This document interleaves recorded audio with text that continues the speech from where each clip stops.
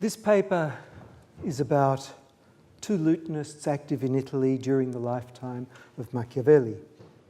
The first is the renowned Lutenist and singer Pietrobono de Burzellis, who died in 1497 after more than half a century in the service of the d'Este family in Ferrara, and one of the most important musicians of his age. The second is Francesco Spinacino, virtually unknown, but the author of the first published book of lute music of all times, his Intavolatura di Lauto, produced by Ottaviano Petrucci in Venice in 1507.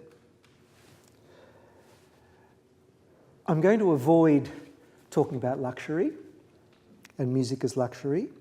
No doubt music can be considered a luxury in certain circumstances, but in others, it was an essential part of everyday life, a substance with which to warm cold architectural spaces made of stone and wood, a functional vehicle for many diverse human activities, ranging from dancing to storytelling, or the physical representation of a belief system of an ordered universe balanced in cosmic harmony and able to penetrate the depths of the human soul. In talking about Pietrobono, I'm not going to present anything new. The important thing is to emphasize that in 15th century Italian courts, the leading musicians were not typically the kinds of figures that we are conditioned to expect. Renato was talking about that in his paper as well. Pietrobono, for example, possibly didn't know how to read and write music. He was a singer who told stories in the form of improvised song, who performed instrumental music alone or with other musicians, and who enthralled all who heard him, and who was venerated and rewarded by those whom he served. The Estense, for example, struck numerous portrait medals in his honour. About Spinacino, on the other hand, I'll present the fruit of some of my own research and stress the need to re-evaluate him as an active participant in the intellectual debates of a vibrant courtly world. Unlike most other scholars who have examined Spinacino, I do not see him as a Lutenist who was one of the last vestiges of the centuries-old minstrel tradition. In contrast to Pietrobono, my research suggests that Spinacino was a highly literate musician who used his musical creativity to test and critique some of the central issues that confronted musicians around 1500.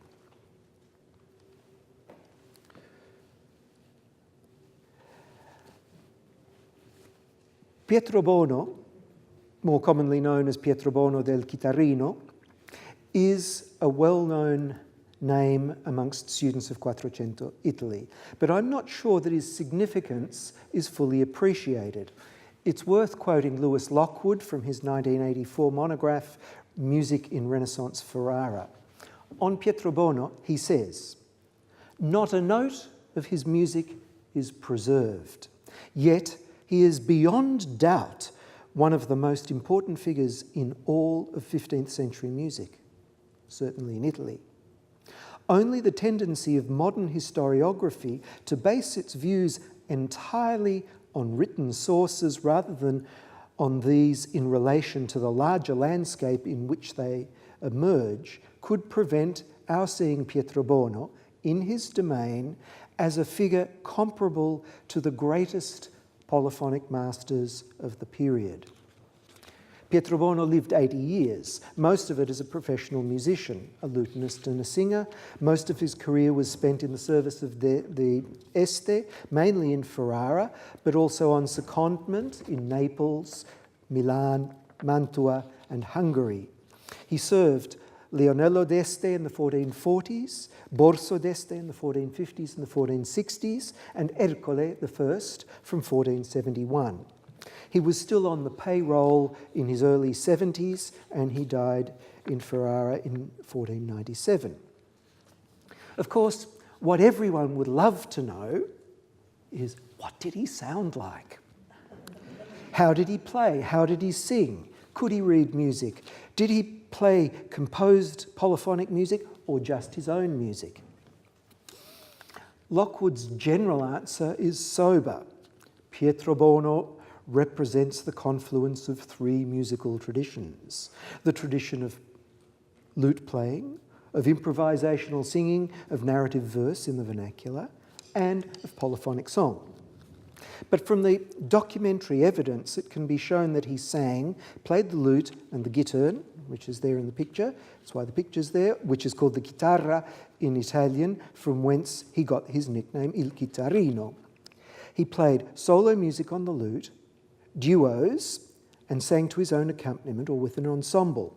The most common duo was probably that of the chitarra with a lower instrument, whose player was often called the tenorista, but whose part was probably a slow-moving one played on a lute or a plucked or bowed viola, vihuela of the kind that Renato was talking about, derived from the Spanish instruments that came into Italy through the Borgias. We imagine the tenor part to have been a sustained, slower moving part, perhaps analogous to the cantus firmus of vocal polyphony, or the slow accompanying tenor part of a contemporary bassa danza. Until about 1500, lutes in Europe were usually played with a plectrum. This is one of the main features that must characterise Pietrobono's playing. It defines the very nature and the range of instrumental possibilities, limiting him to being able to play single notes, one at a time, or possibly some chords or adjacent strings all at once, or some kind of fancy picking using the plectrum and the fingers in the way that the best jazz and rock guitarists do today. One contemporary musician who has spent decades trying to rediscover the lost art of the medieval lute is the American lutenist Crawford Young, who teaches at the Schola Cantorum Basiliensis. So what I thought I'd do at that point is just to sort of break off a little bit from the strict historical and go to the historical imagination and let you hear a little bit of Crawford Young actually playing. The first piece is quite good, although the music is French. Yes, we've got thanks, that was a good cue to remember to plug in the music. But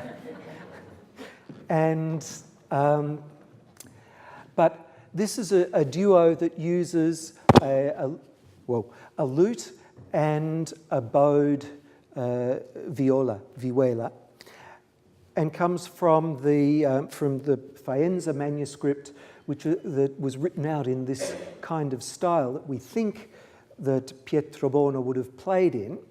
The dates from the 1420s or the 1430s. We'll just hear a bit of this, see if we can, it should come now.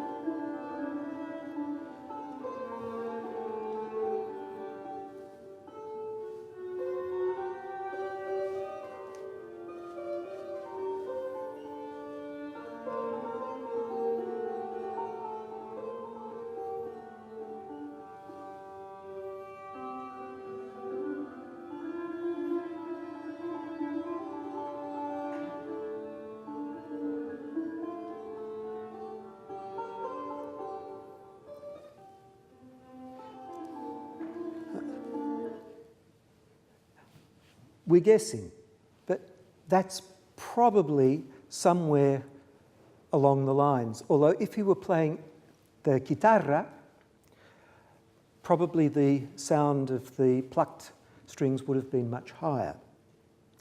I'll play you another example that comes with video, so you can actually see it.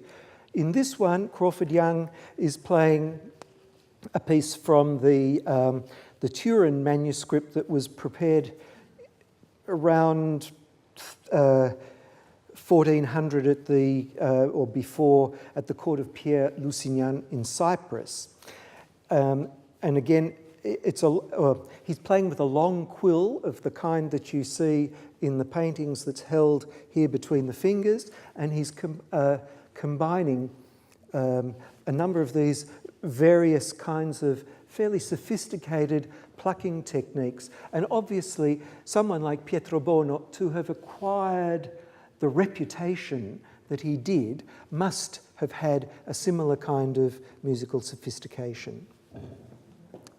You can see the quill there.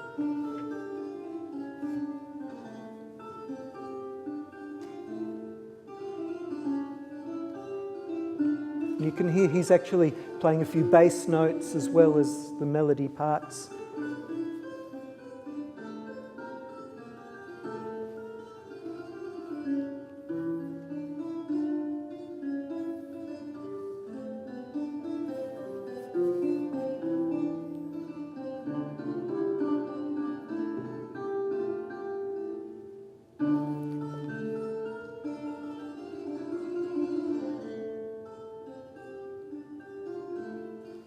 So maybe that's something.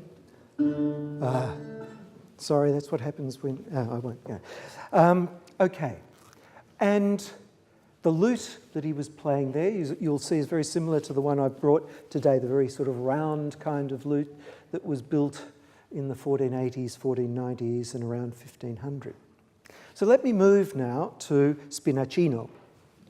That's the very unadorned title page of his first book. In discussing Spinacino, I need to place him in the context of the explosion of theoretical writings on music that were generated in Italy in the decades either side of 1500 by writers such as Johannes Tinctoris, Franciscus Gafurius, Bartolomé Ramos de Pareja, or Pietro Aron. Their work encompassed a wide diversity of topics that ranged from broad humanistic discourse on music through to description of contemporary musical practices, the materials of music, counterpoint, notation, and theoretical systems, especially the 8 melodic modes derived from the ancient Greeks. Their treatises, these theoretical treatises, were written in response to the development of new ways of composing music, especially in view of the flexible new compositional style that did away with the foundation layer of the cantus firmus melody. I'm talking about composers like Josquin and the great polyphonists of his generation in the last 20 years of the 15th century and the beginning of the 16th. The response to this doing away of the foundation layer, was through the use of melodic modes, or the revival of discussion of the melodic modes, which were a system of scales, if you like. And the theorists presented them in a way that would allow them to be used as a system for tonal organisation in music. The system had innate difficulties. If you compare it, say, to a modern system, it's like having scales without understanding what chords are or what chord progressions mean.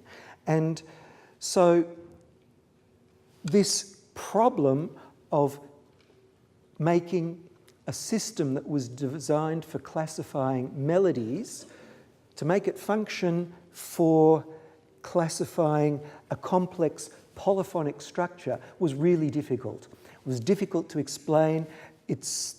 Musicologists still get lost in the topic, and it was a really hot issue around about 1500. At the same time, musicians in Italy discovered a fantastically simple, efficient and effective way for writing lute music, tablature. It was the producer of the first printed books, Ottaviano Petrucci, from 1501, was also the first printer of music. And in 1507, he initiated a carefully planned series of tablature books aimed to represent all the main kinds of lute music that were in current fashion, taking great care to choose the best authors and the best works. The series comprised 3 books of solo arrangements of polyphonic songs, Spinacino's 2 books and one now lost by a man named Gian Maria Alemani in 1508. There was a dance volume by Juan Ambrosio d'Alsa that came out in 1508, and 2 books of frottole with lute accompaniment by Franciscus Bosiniensis that was published in 1509. Each book complemented with a selection of ricercars. For most writers, these lute books represent the last remnants of 15th century practice, rather than presaging the new musical styles of composers such as Francesco da Milano or others of his generation. For the remainder of this paper, I'll concentrate on one piece by Spinacino. It's a ricercar. It's the very last piece in Spinacino's Libro Primo, which is the piece that you can see here on the screen. Until now, it has gone virtually unnoticed. Its significance has not been understood. It's a remarkable piece of music for a number of reasons, and a work that, in my view, requires us to change our opinion about Spinacino and to refashion him as an erudite commentator on the intellectual debates of music in his time, not a mere improviser. In the Spinacino book, the piece is simply entitled Recercare, with no indication anywhere of its special nature, although its position as the last piece in the book suggests that he may have considered it as his crowning jewel. There are 3 principal features that distinguish this piece. The first one is its length. It is 238 bars long, 7 or 8 times longer than any other of his ricercars, and lasts for 6 or 7 minutes in performance, which is a fairly long time for a solo lute piece. The second factor is the work's design. This is my kind of map of the piece that I'll tell you about. It divides into sections with cadences that are placed with mathematical precision at significant points in the work's design, such as the main one at exactly the mathematical halfway point. This shows a degree of design and planning that until now has been associated with lute music of the 1530s and beyond, and not from this period. This is the outcome of transferring geometrical and architectural concepts of proportionality from the spatial dimension to the temporal dimension, something that was to become a norm through the 16th century, but here Spinacino shows to himself to be at the vanguard. The third point of exceptionality of this piece is absolutely unique in all Renaissance music, and appears to me to be a very pointed commentary on the theory of modes and tonality that were raging at the time. At a time when the principles of musical tonality were being hotly debated, alongside other complex questions about the size of intervals and the division of the octave, Spinacino gives us a piece that does everything but defy nature itself. It makes cadences on every one of the 12 chromatic semitones of the octave, a feat that had never been accomplished before, and at a time when many of the semitones were considered unusable. Maybe with the exception of Carlo Gesualdo, Such dodecaphonic extravagance was not repeated until Schoenberg in the early 20th century. In lay terms, this piece is composed in such a way that would have made a 16th century listener seasick. It goes everywhere that music cannot go. It defies every rule and sense of harmonic order. But who would ever know? It seems to me that Spinacino's aim was to do all this and get away with it. To do all this, but to make it so imperceptible to his listener that they wouldn't realise. In fact, there are only 2 or 3 moments in the piece that make you think, ooh, something a little unusual going on here. The rest all works perfectly.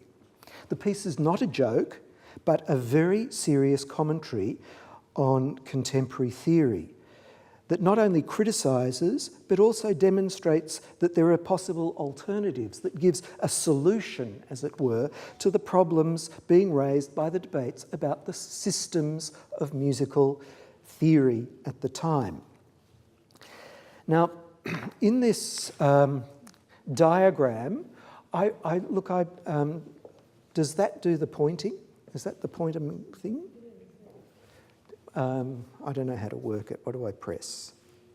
There. Okay. The piece, what I've done is I've used the sort of the circle of fifths, and this is the progress of the piece. It starts on C, it finishes on C, and the only time when it returns to C in the whole piece is right at the mathematical midpoint. There are other important cadences that divide it into quarters. So you can see this piece as a series of 4 arches in time, just like a colonnade. What he does here is that by jumping around in fourths, he goes from C down to F, down to B flat, to E flat, to A flat. And then when he gets to E flat, he does one of these little tricky things. He goes, ooh, oh, bong, and gets to G, which takes him home, and then does this. That's pretty much at the halfway point here. Then he goes to the other side of the tonal spectrum, again by jumps of fifths, comes back to his point of departure at the midpoint. The second half of the piece is a completely different kind of discourse that doesn't have the same mathematics or structural things, but what I think is somehow more tied up with the rhetoric of the piece. And so what I've shown here is that each of the different, at the top part of the diagram shows the different pitches, see, going chromatically up an instrument with the number of cadences on each of those pitches, and below in music notation, the bar numbers where those particular cadences occur. I won't go into the mechanics of the piece more than that for now, because I'm not talking to a necessarily musically trained audience, but I hope I'm giving you enough to give you a sense of the way that all of that is working. And I'll curtail the discussion of it now so I can actually play the piece for you so you can hear it, and so you can hear Spinacino rather than... Now, it's difficult to go from projection mode to the other mode.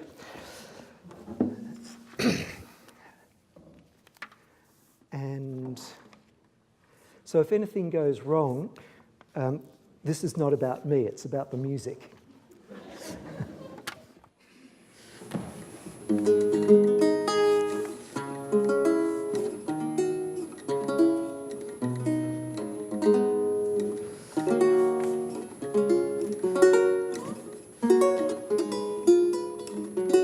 Body temperature's all wrong, all the perspiration dries in a different way. Now, okay. I could do this like a guided tour, and, you know, like a race. I could do the commentary as I go, but I won't. I'll just play the music. The things to think about, I'll make some of the cadence points perhaps more obvious than I would in other performances. But the idea is really to see something about a composer working to a balanced architectural system, doing something absolutely extraordinarily experimental, but trying to make it still the voice of its own time.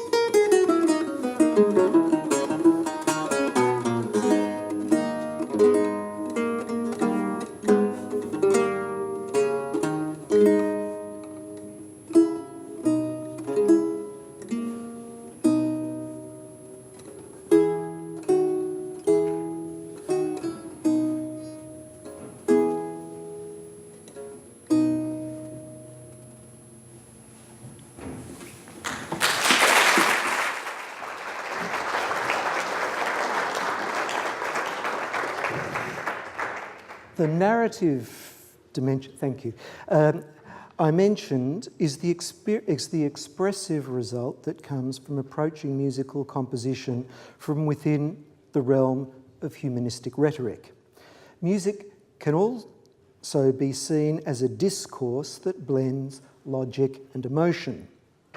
It is difficult to conceive that a composer of Spinacino's metal, so well abreast of contemporary intellectual currents in music, might not also have been versed in rhetoric or have had an intuitive sense of rhetorical modelling. This Ricercar is more than an exercise in structural organisation and tonal experimentation, and the materials from which it is constructed clearly transcend their literal meaning to become highly discursive music. Whether viewed more superficially as structure or considered at the more profound level of musical discourse, clearly this music is far too sophisticated and too self-contained to be dismissed as rudimentary, extempore, or preludial. This Ricercar is an exceptional work for its time and without peer amongst Spinacino's output. It is the work of an instrumentalist who, like the most progressive musicians of his time, was re-evaluating many fundamental principles of music and musical expression. This last Ricercar of Spinacino's Libro Primo is a significant contribution to the discussion of some of the most urgent musical themes of its time, on the role of the melodic modes as a workable tonal system for polyphony, on temperament, on structural modelling in polyphonic music, and on rhetoric within the poetics of composition. And I think I'll leave it there. Thank you.